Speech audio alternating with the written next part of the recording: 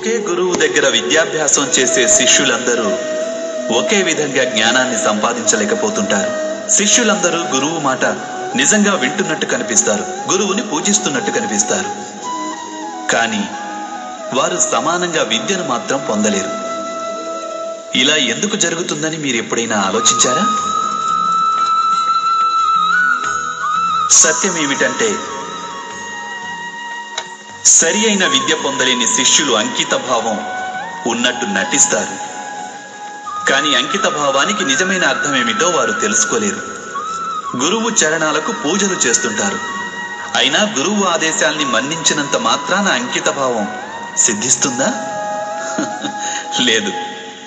గురువు పట్ల శిష్యునికి ఎటువంటి సందేహము కలగకపోవటమే నిజమైన అంకిత భావం.